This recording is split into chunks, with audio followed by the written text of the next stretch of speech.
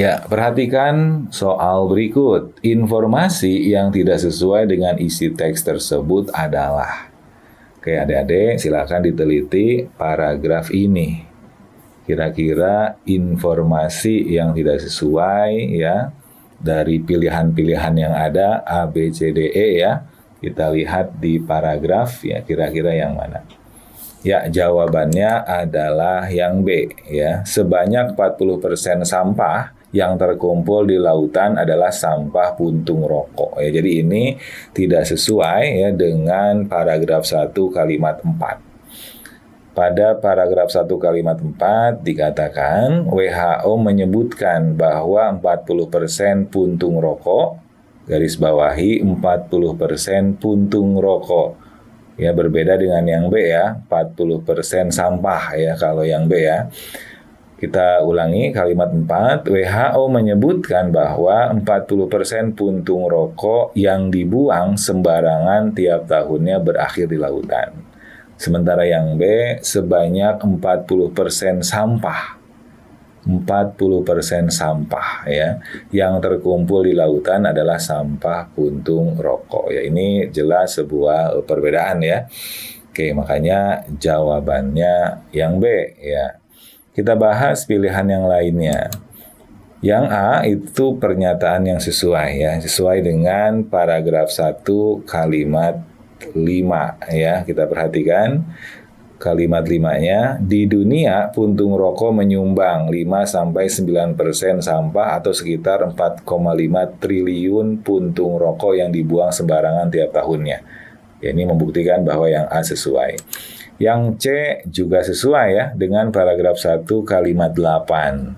Kita lihat ya kalimat terakhir pada paragraf 1. Laporan UNDP pada 2017 juga menunjukkan bahwa sebanyak 4,5 triliun puntung rokok berakhir di lautan. Kemudian yang D sesuai dengan paragraf 1 kalimat 6. Terlihat di Indonesia ya Pusat Penelitian Oceanografi ya BRIN pada 2018-2019 menemukan bahwa puntung rokok menjadi sumber sampah tertinggi ke-8 di 18 pantai Indonesia. Sesuai dengan pernyataan yang D. Yang E juga sesuai dengan paragraf 1 kalimat 5. Kita lihat di dunia puntung rokok menyumbang 5 ya sampai 9% sampah atau sekitar 4,5 triliun puntung rokok yang dibuang sembarangan tiap tahunnya. Analisis tadi menunjukkan bahwa A, C, D, E sesuai ya, sementara yang B tidak sesuai ya. Jawabannya B. Ya, perhatikan soal berikut. Berdasarkan isi teks tersebut dapat diketahui bahwa sampah residu adalah. Soal ini berkaitan dengan istilah ya. Kita diminta untuk mengartikan ya satu istilah. Dalam hal ini istilah residu. Dalam teks ya istilah ini ada pada paragraf ketiga ya. Silakan dibaca ya kira-kira jawabannya yang mana. Ya, jawabannya adalah yang D. Sampah residu adalah jenis sampah yang sulit atau tidak bisa didaur ulang. Jadi ini sesuai dengan paragraf 3 kalimat 2. Ya, perhatikan kalimatnya. Namun, sayangnya hingga saat ini Indonesia masih menganggap puntung rokok hanya sebagai sampah residu. Nah, di sini penjelasannya, yang tidak mungkin untuk diproses menjadi bahan yang dapat digunakan kembali. Nah, dengan kata lain, ini menunjukkan ya sampah residu itu jenis sampah yang sulit atau tidak bisa didaur ulang. Jawabannya D. Perhatikan soal berikut. Tercemarnya laut oleh sampah puntung rokok dapat membahayakan manusia. Manakah pernyataan yang tepat untuk menjelaskan hal tersebut? Oke, perhatikan ya bacaannya, perhatikan juga pilihannya. Oke, kira-kira jawabannya yang mana? Ya, jawabannya B.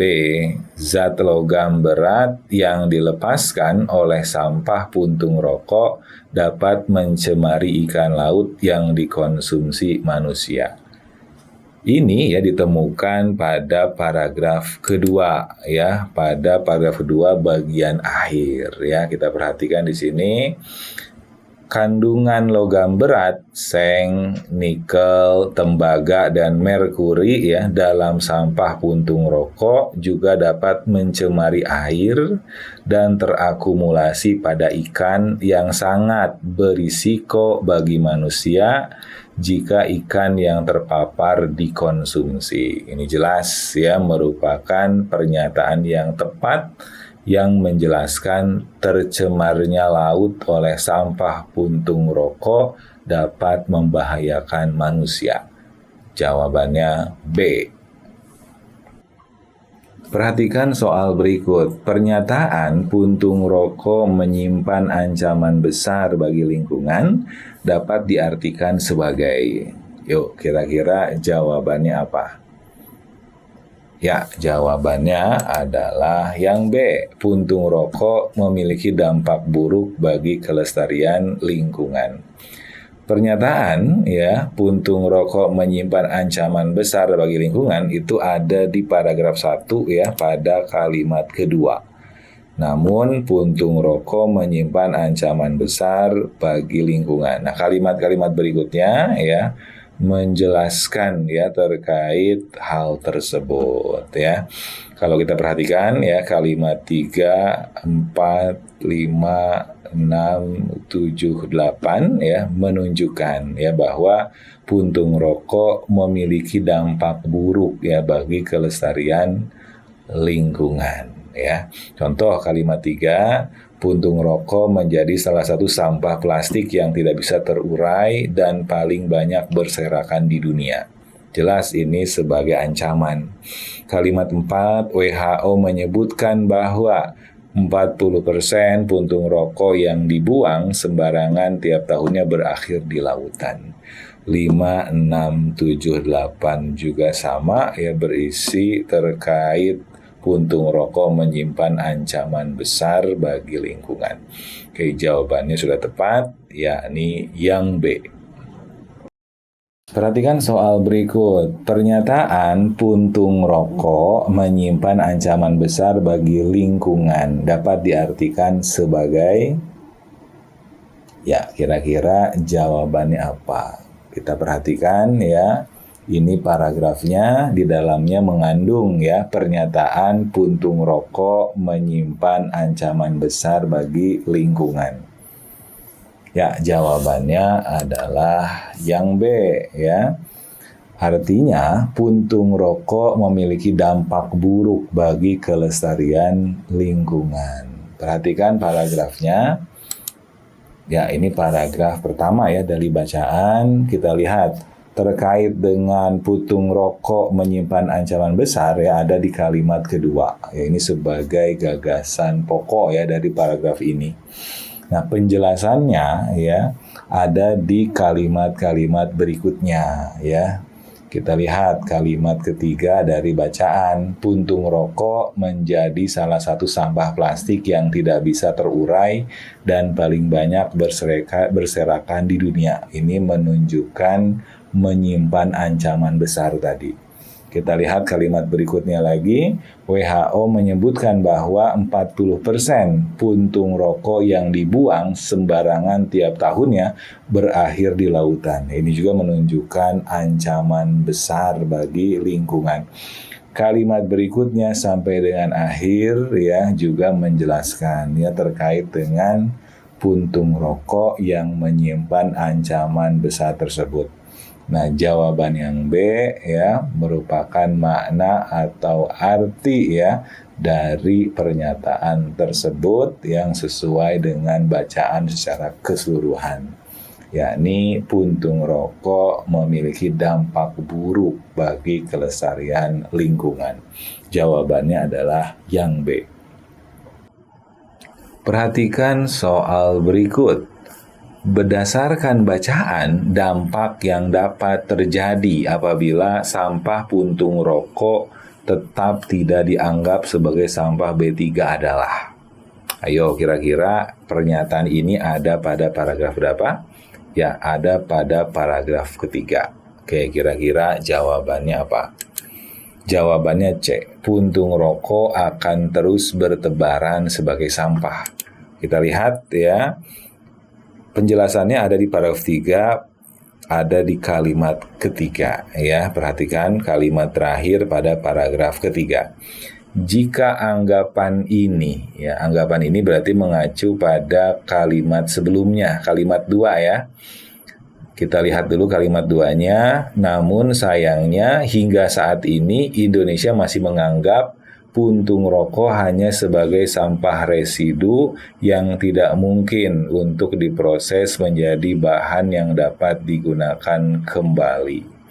Nah, kita lihat kalimat 3-nya, jika anggapan ini terus berlangsung, makin tersebar luasnya sampah puntung rokok adalah kenyataan yang akan terus kita temukan, ya. Jadi jawaban C benar ya, terkait dengan pertanyaan dampak yang dapat terjadi apabila sampah puntung rokok tetap tidak dianggap sebagai sampah B3. B3 itu ada di kalimat pertama ya. Penjelasan yang C ada di kalimat ketiga. Oke, jawabannya fix yang C. Perhatikan soal berikut, berdasarkan bacaan tersebut yang dimaksud dengan jam otak adalah. Oke, tentang jam otak ini ada di paragraf 1 ya. Kita lihat kira-kira jawabannya yang mana. Ya, jawabannya itu yang A. Jam otak itu adalah rancangan yang dibuat peneliti untuk mengetahui penuaan otak. Ini ada di paragraf 1 kalimat 1. Sekelompok ahli di Amerika Latin merancang jam otak. Untuk apa? Untuk mengetahui apakah otak seseorang menua lebih cepat daripada usia sesungguhnya atau tidak. Oke, jelas ya, ini menunjukkan jawaban yang A tepat. Perhatikan soal berikut. Manakah pernyataan yang tidak sesuai dengan isi teks tersebut? Ya, kira-kira jawabannya yang mana? Ya, jawabannya adalah yang C. Aktivitas otak, objek penelitian diukur saat mereka menggunakan otaknya untuk belajar. Ini tidak sesuai dengan paragraf kedua, ya, kalimat pertama. Kita lihat paragraf 2 kalimat pertama. Para peneliti mengukur aktivitas otak peserta saat istirahat. Oke ya, jadi saat istirahat, bukan saat mereka menggunakan otaknya untuk belajar. Oke, sekali lagi, kalimat 1 paragraf kedua. Para peneliti mengukur aktivitas otak peserta saat istirahat atau saat tidak melakukan apapun dengan pencitraan resonansi magnetik fungsional dan elektroensefalografi. Oke, ini menunjukkan ya pernyataan yang C tidak sesuai. Jawabannya C. Perhatikan soal berikut. Berdasarkan bacaan, jika kesenjangan usia otak seorang responden menunjukkan angka 14 tahun, manakah pernyataan yang tepat? Oke, kira-kira jawabannya apa? Kemudian kita lihat acuannya pada paragraf keberapa. Ya, acuannya pada paragraf kedua ya, kalimat terakhir. Oke, jawabannya adalah yang E. Konektivitas otak orang itu kira-kira sama dengan orang yang umurnya 14 tahun lebih tua darinya. Ini ya sesuai dengan penjelasan pada paragraf 2 kalimat terakhir. Kita perhatikan, jika kesenjangan umur otaknya 10 tahun, misalnya, berarti konektivitas otak tersebut kira-kira sama dengan seseorang yang 10 tahun lebih tua. Nah, ini sesuai ya dengan pilihan yang E. konektivitas otak orang itu kira-kira sama dengan orang yang umurnya 14 tahun lebih tua. Karena di sini yang ditanyakan jika kesenjangan usia otak ya seorang responden menunjukkan angka 14 tahun. Oke, ini menunjukkan jawaban yang E sesuai. Perhatikan soal berikut. Berikut ini adalah negara-negara asal responden dalam penelitian yang dibahas dalam teks tersebut. Kecuali, ya kita teliti ya paragraf 1 di bagian tengah ya.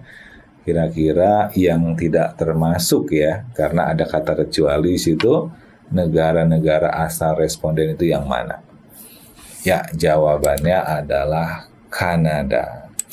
Perhatikan ya negara-negara ya asal responden ya yang terdapat dalam bacaan. Yang pertama ada negara Meksiko, kemudian ada Kuba, ada Kolombia, pilihan yang D ya, ada Peru, kemudian ada Brasil, ada Chile ya, kemudian ada Argentina, pilihan yang E ya. Terus ada Tiongkok ya, ada Jepang, kemudian ada Amerika Serikat ya, kemudian ada Italia, pilihan yang A ya, kemudian ada Yunani, pilihan yang B, ada Turki, Inggris, dan Irlandia. Ya, jadi penjelasan ini membuktikan ya bahwa Kanada tidak termasuk ya. Jawabannya C. Perhatikan soal berikut. Soalnya berbunyi, kesimpulan bacaan tersebut adalah. Oke, kita diminta untuk menentukan kesimpulan bacaan yang tepat. Kita tahu bahwa kesimpulan bacaan itu harus mewakili ya isi atau ide pokok dari setiap paragraf yang ada dalam bacaan.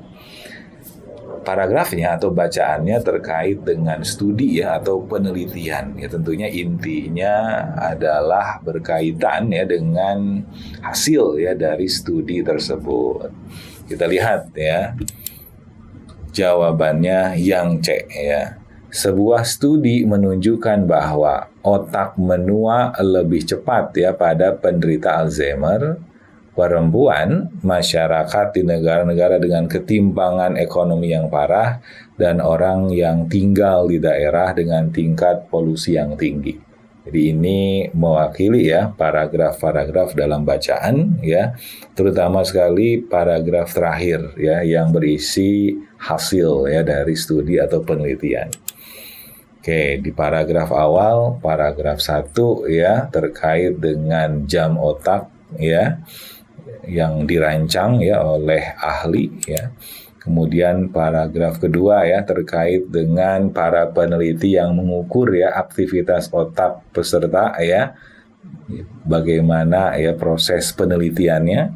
Nah, paragraf 3 membahas tentang hasil. Model-model jam otak ini menunjukkan bahwa ya orang dengan Alzheimer atau gangguan demensia lain memiliki kesenjangan usia otak lebih besar daripada mereka yang sehat. Itu yang pertama. Yang kedua, responden dari Amerika Latin yang merupakan salah satu wilayah dengan ketimpangan ekonomi tertinggi di dunia juga memiliki kesenjangan usia otak lebih tinggi dibanding responden lain. Kemudian paparan polusi udara dan pelayanan kesehatan yang buruk juga dikaitkan dengan kesenjangan usia otak, terutama di negara Amerika Latin. Kemudian ada pun kesenjangan gender yang menempatkan posisi perempuan lebih rentan dibanding laki-laki juga diduga memiliki kontribusi dalam menciptakan usia otak perempuan yang lebih tua daripada yang sesungguhnya. Ya, ini menunjukkan ya yang C itu simpulan bacaan yang tepat. Jawabannya C. Perhatikan soal berikut. Kutipan teks tersebut membahas. Ya, soal ini menanyakan topik atau hal yang dibahas atau hal yang dibicarakan dalam sebuah bacaan atau sebuah teks. Artinya jawabannya itu harus mewakili ya isi teks ya. Di sini ada 3 paragraf, berarti mewakili paragraf 1, 2, dan 3.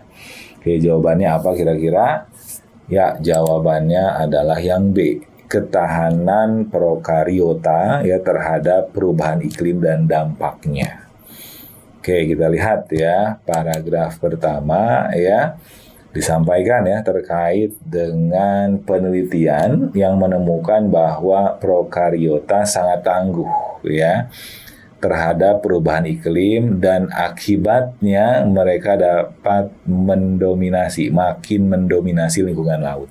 Oke, paragraf 1 ya sebagai paragraf utama sudah menunjukkan ya terkait dengan ketahanan ya prokariota terhadap perubahan iklim dan dampaknya. Paragraf berikutnya ya mengembangkan ya paragraf utama tadi ya. Kita lihat hasil penelitian mereka menemukan bahwa prokariota cenderung menjadi pemenang perubahan iklim daripada kehidupan laut lainnya. Oke, ini menunjukkan ya perbandingan antara prokariota dengan hewan laut lainnya atau kehidupan laut lainnya. Sekali lagi ini menunjukkan ketahanan ya prokariota. Kemudian paragraf terakhir, penelitian mereka juga menemukan perubahan penting lainnya.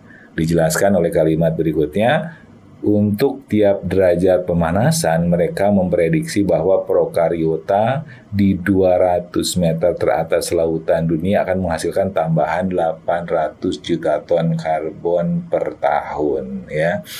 Kalimat berikutnya juga menunjukkan ya terkait dampak tadi. Oke, jadi sudah fix ya. Jawaban yang tepat ya sebagai topik ya dari bacaan ini terkait dengan ketahanan prokariota terhadap perubahan iklim dan dampaknya. Jadi jawabannya yang B. Perhatikan soal berikut. Menurut teks, kondisi yang akan terjadi jika prokariota mendominasi ekosistem laut adalah. Perhatikan teksnya, teliti, kira-kira ada di paragraf berapa. Jawabannya apa? Ya, jawabannya adalah yang C. Ikan kekurangan nutrisi dan energi sehingga populasi ikan di laut berkurang. Jawaban ini terdapat pada paragraf kedua ya. Kita perhatikan mulai dari kalimat 3 ya. Angka ini kurang dari setengah proyeksi penurunan yang para ahli perkirakan ya untuk plankton, ikan dan mamalia laut ya. Angka ini berarti mengacu ke kalimat sebelumnya ya. Terkait dengan biomasa mereka ya prokariota ya akan menurun sekitar 1,5%. Nah, fokus jawaban C itu ada di kalimat terakhirnya ya. Kita lihat ini berarti ekosistem laut pada masa depan ya akan memiliki biomasa yang lebih rendah secara keseluruhan dan akan makin didominasi oleh prokariota. Jadi 2 kalimat terakhir ya menjelaskan tentang jawaban yang C. Hal ini juga dapat mengalihkan lebih banyak nutrisi dan energi yang tersedia untuk prokariota dan menjauhi ikan, sehingga mengurangi pasokan ikan yang nantinya akan dimakan manusia. Sekali lagi kita lihat yang C. Kondisi yang akan terjadi jika prokariota mendominasi ekosistem laut adalah, kita lihat yang C, ikan kekurangan nutrisi. Disebutkan ya pada paragraf kedua tadi kan, dan energi disebutkan juga ya, sehingga populasi ikan di laut berkurang. Ini juga ada ya kalimat terakhir paragraf kedua. Jadi jawabannya yang C. Perhatikan soal berikut. Pernyataan prokariota cenderung menjadi pemenang perubahan iklim yang merupakan temuan penelitian ya Ryan Hennigan ya dan kawan-kawan dapat diartikan sebagai. Perhatikan pernyataan ini ada di paragraf keberapa. Kemudian artinya apa? Ya, jawabannya adalah yang C. yakni dampak perubahan iklim terhadap prokariota tidak separah hewan laut lainnya. Ini dibahas ya pada bacaan ya, kita lihat ya pada paragraf kedua. Hasil penelitian mereka menemukan bahwa prokariota cenderung menjadi pemenang perubahan iklim daripada kehidupan laut lainnya. Kalau kita perhatikan ya kalimat-kalimat penjelasnya ya menunjukkan ya jawaban yang C ya. Kita perhatikan kalimat keduanya. Untuk setiap derajat pemanasan laut, biomasa mereka, prokariota, akan menurun ya sekitar 1,5%. Angka ini kurang dari setengah proyeksi penurunan yang para ahli perkirakan untuk hewan lainnya nih, plankton, ikan, dan mamalia laut, yakni 3-5%, lebih tinggi. Ini berarti ekosistem laut pada masa depan akan memiliki biomasa yang lebih rendah secara keseluruhan dan akan makin didominasi oleh prokariota. Ini ya penjelasan yang mendukung ya jawaban yang C. Oke ya, jadi sudah fix ya jawaban C tepat. Perhatikan soal berikut, kata biomasa dalam teks tersebut dapat dimaknai sebagai. Kira-kira istilah biomasa ada di mana, kemudian artinya apa?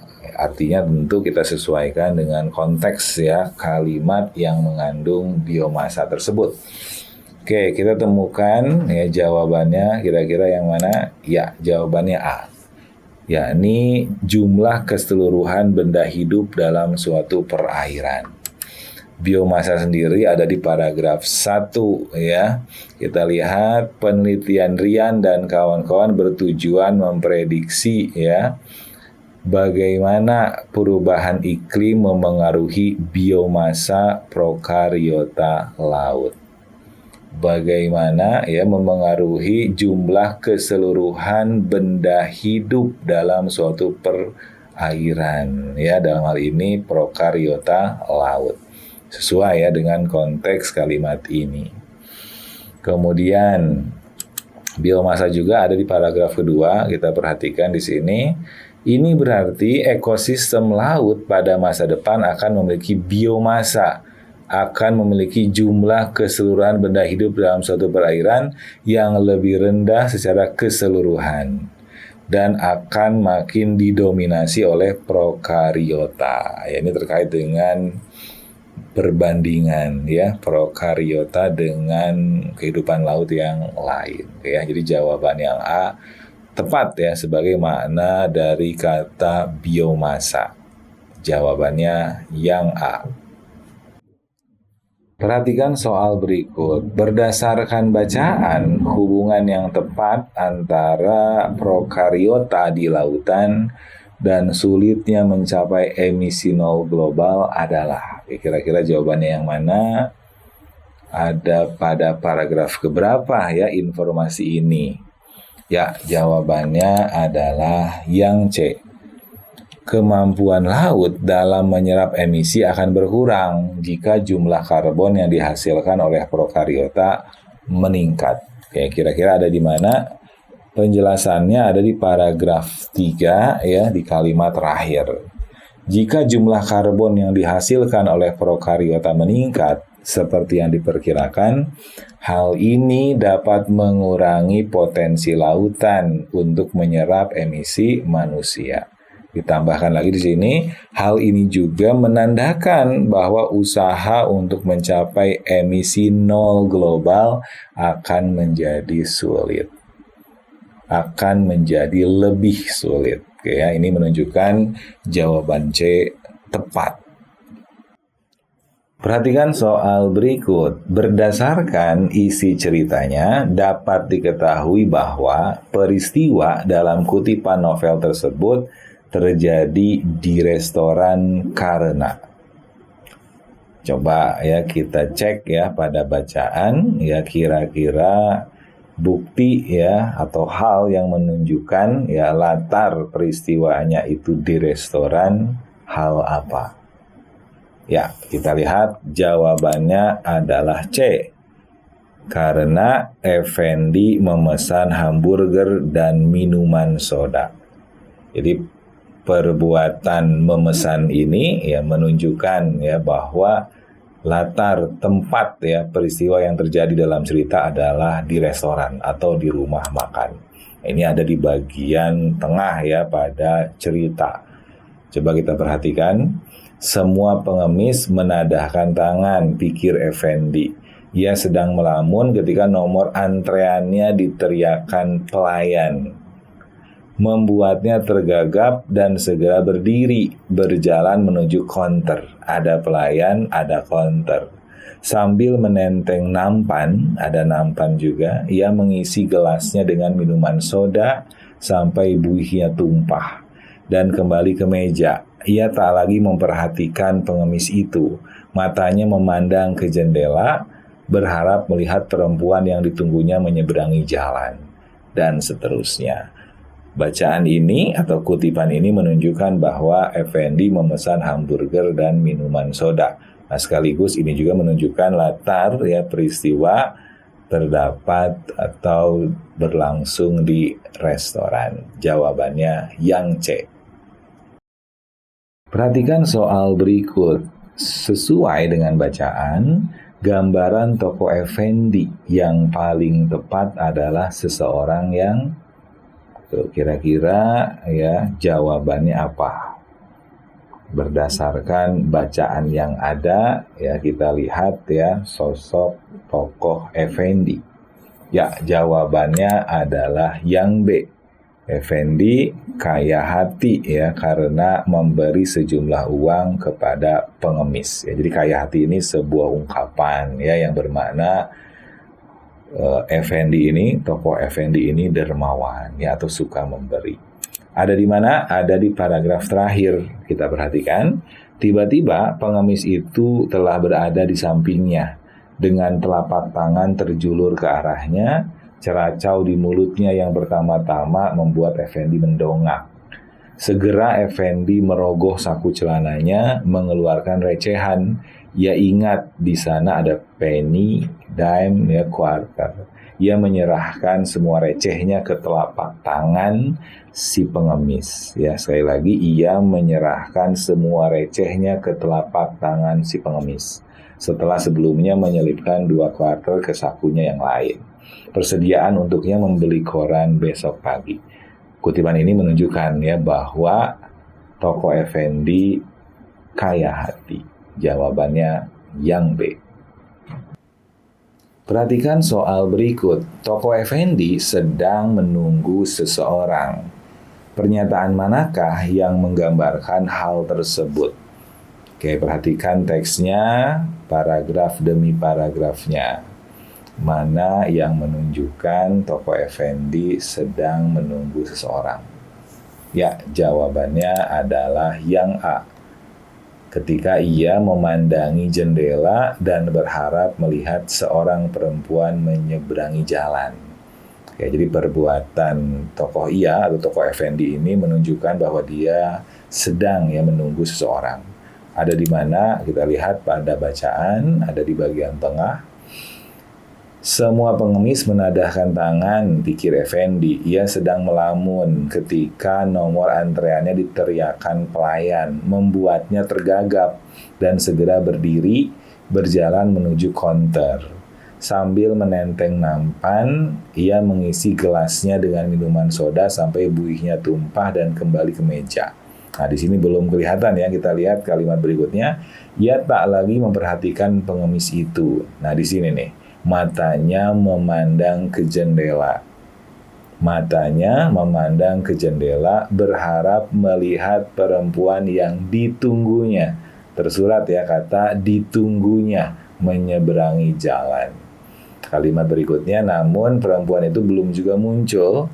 Effendi segera melahap ya burgernya sambil membuka lipatan koran. Ya, jadi kutipan ini membuktikan ya bahwa yang A itu tepat ya, jawabannya A. Perhatikan soal berikut. Tokoh Manda melakukan tindakan yang inisiatif ya ketika ia, oke, kira-kira ya bagian mana ya atau perbuatan mana ya, sikap yang mana ya yang menunjukkan bahwa tokoh Manda itu berinisiatif melakukan satu tindakan. Ya, jawabannya adalah ketika Manda membeli sejumlah kue.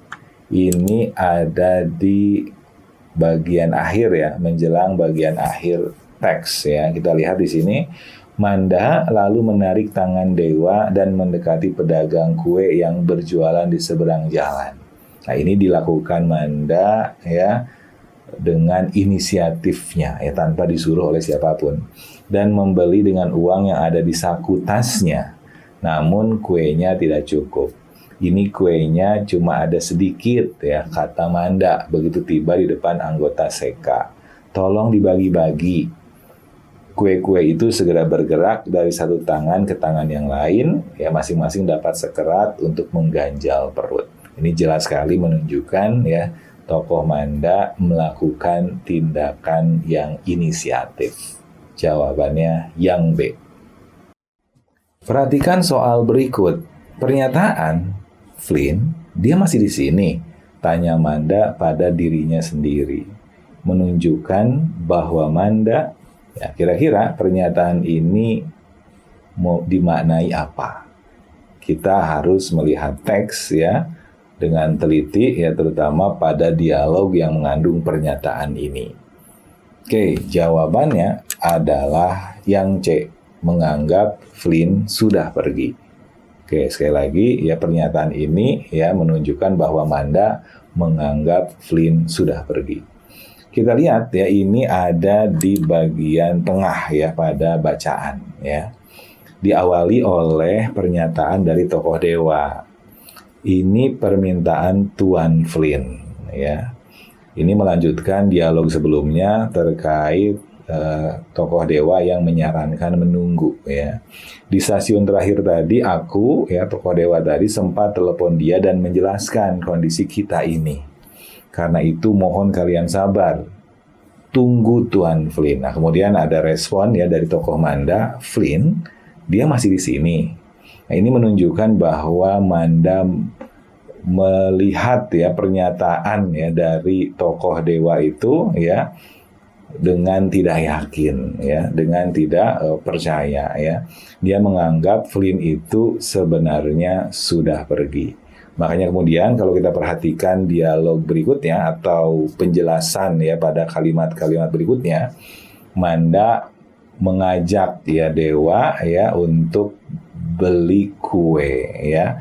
Kenapa? Ya untuk memenuhi permintaan tokoh yang lain yang lapar. Nah, ini menunjukkan ya bahwa Manda tidak yakin ya akan kedatangan tokoh Flynn karena dia meyakini, menganggap Flynn itu sebenarnya sudah pergi, tidak ada di sini. Oke, jawabannya fix ya, yang C. Perhatikan soal berikut. Berdasarkan bacaan, alasan tokoh Dewa Suat ya melarang anggota Seka mencari penjual makanan adalah.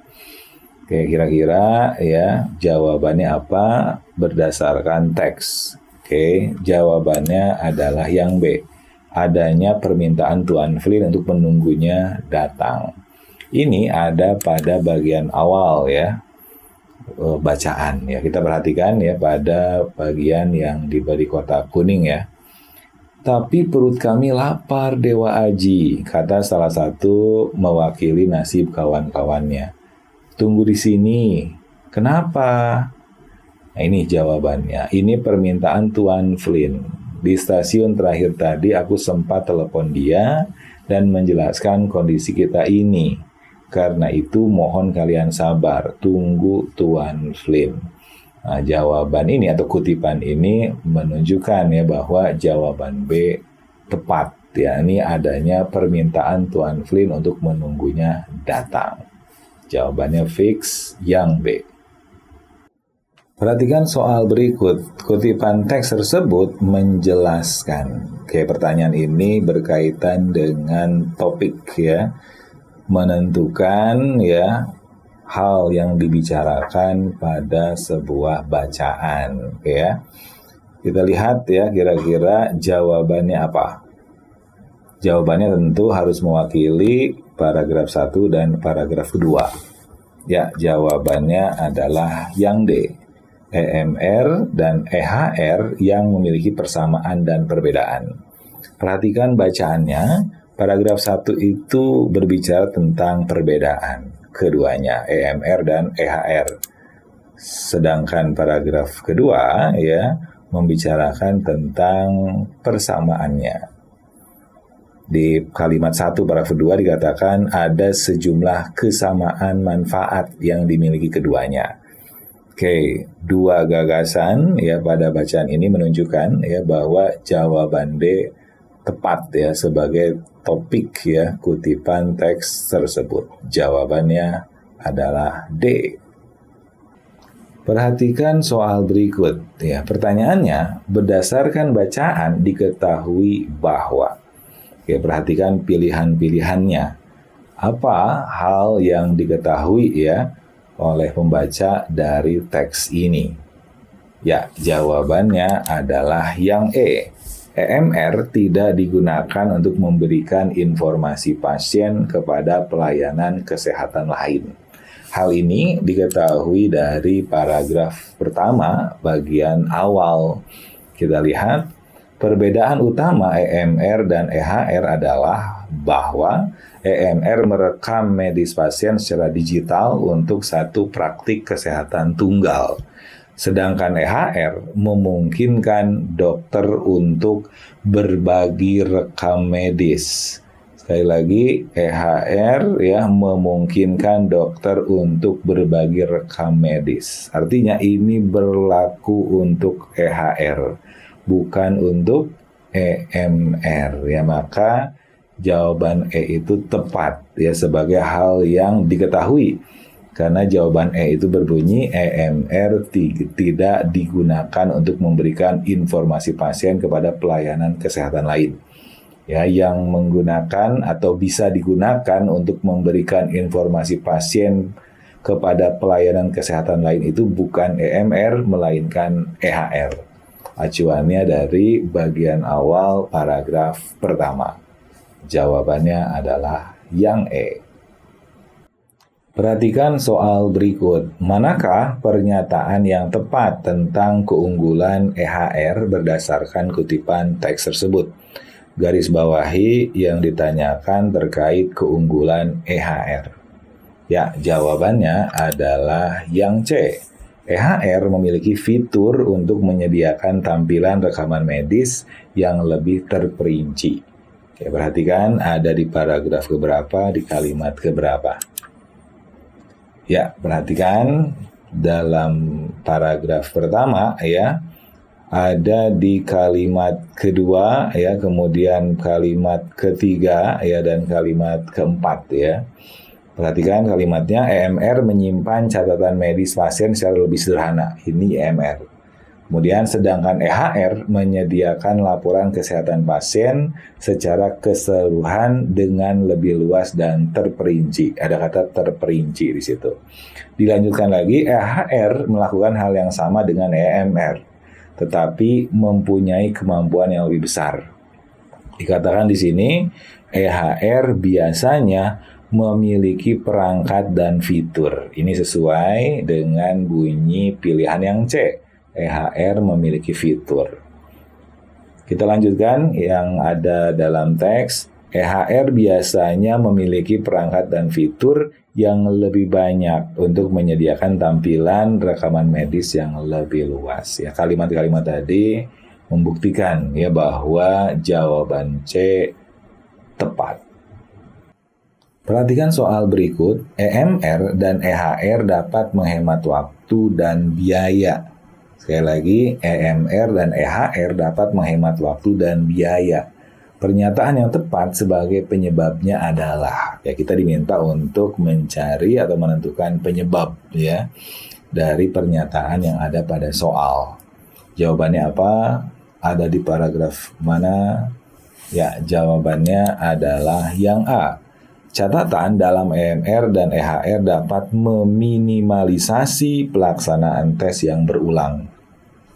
Terkait hal ini ada di paragraf kedua, ya, kalimat terakhir yang berbicara tentang kesamaan. Kita lihat, keduanya juga dapat mengurangi kemungkinan adanya tes yang sama, sehingga dapat menghemat waktu dan biaya, baik bagi pasien maupun penyedia pelayanan kesehatan. Kutipan ini menunjukkan ya bahwa jawaban A tepat ya sebagai penyebab EMR dan EHR dapat menghemat waktu dan biaya. Jawabannya yang A. Perhatikan soal berikut. Pertanyaannya, isu yang diangkat ya dalam petikan teks di atas adalah. Oke, isu apa? Hal apa yang dibahas pada bacaan? Ini tentunya terkait dengan topik ya, bacaan. Dibahas pada paragraf 1 sebagai paragraf utama, dibahas pada paragraf kedua sebagai paragraf pengembang, paragraf 3 dan seterusnya sampai paragraf penutup. Di sini kita tampilkan 2 paragraf awal ya. Ada paragraf 1 sebagai paragraf utama, kemudian ada paragraf pengembang ya, paragraf kedua. Kita lihat kira-kira jawabannya apa? Isu apa yang diangkat, hal apa yang dibahas? Ya, jawabannya adalah yang B, melemahnya kewenangan guru sebagai pendidik akibat situasi dilematis penggabungan kurikulum Merdeka dan UU Perlindungan Anak. Ini ya sesuai dengan yang dibahas dalam paragraf 1, paragraf kedua, dan paragraf-paragraf berikutnya. Perhatikan 2 paragraf ini. Pada kalimat 1 paragraf pertama dikatakan dilema pendidikan di Indonesia saat ini menempatkan para pendidik di posisi sulit. Sudah menunjukkan kata dilema ya, kondisi dilema ya para pendidik atau guru, terutama ketika mereka menghadapi tantangan baru dari kurikulum Merdeka yang digabungkan dengan penerapan Undang-Undang Perlindungan Anak. Kedua hal ini ya yang membuat akhirnya kondisi guru atau pendidik itu dilematis. Kita lihat paragraf berikutnya. Paragraf berikutnya mengembangkan ya hal yang dibahas pada paragraf pertama tadi. Para guru menghadapi dilema besar ya ketika harus menangani siswa yang sulit diatur dan atau nakal. Dilanjutkan di sini, tindakan tegas yang biasa dilakukan oleh guru pada masa lalu kini berada di bawah pengawasan ketat karena adanya UU Perlindungan Anak. Ini jelas ya menunjukkan situasi dilematis ya para pendidik ya ketika mengajar di kelas atau ketika menghadapi siswa. Jawaban B mewakili ya isi dari bacaan. Jawaban B tepat ya sebagai isu yang diangkat dalam petikan teks tersebut. Perhatikan soal berikut. Frasa rasa takut yang konstan pada paragraf kedua dapat dimaknai dengan pernyataan. Perhatikan ya, kira-kira jawabannya apa? Frasa rasa takut yang konstan dapat dimaknai apa? Kita tahu konstan itu bermakna terus-menerus. Pada pilihan yang mengandung ya kata terus-menerus hanya pilihan yang D. Ya, jawabannya memang yang D. Terkait frasa ini ada di paragraf kedua ya. Kita lihat, mereka tidak dapat menjalankan peran sebagai pendidik dan pengelola disiplin yang efektif karena rasa takut yang konstan. Artinya rasa takut, rasa khawatir yang terus-menerus ada ya akan reaksi negatif. Oke, ini jelas ya menunjukkan bahwa Jawaban D tepat ya, sebagai makna rasa takut yang konstan. Perhatikan soal berikut. Pertanyaannya berbunyi, pihak yang dituju dalam teks di atas adalah, artinya sasaran dari penulis ya ketika menulis teks ini. Bisa juga dianggap ya pihak yang dituju itu pihak yang diberikan saran atau pesan ya oleh penulis. Kita lihat ada di paragraf terakhir ya. Jawabannya apa? Ya, jawabannya adalah pemerintah. Kita lihat pada paragraf terakhir bagian awal, penulis memberikan pesan ya, pemerintah harus memainkan peran penting dalam memberikan pedoman yang lebih jelas mengenai penerapan UU Perlindungan Anak di sekolah, khususnya terkait dengan disiplin dan tindakan yang diambil oleh guru. Jadi solusi ini, saran ini sebagai pemecahan masalah ya yang terjadi, yang dibahas ya pada paragraf-paragraf sebelumnya terkait dengan kondisi dilematis ya yang dialami oleh para pendidik atau guru ya.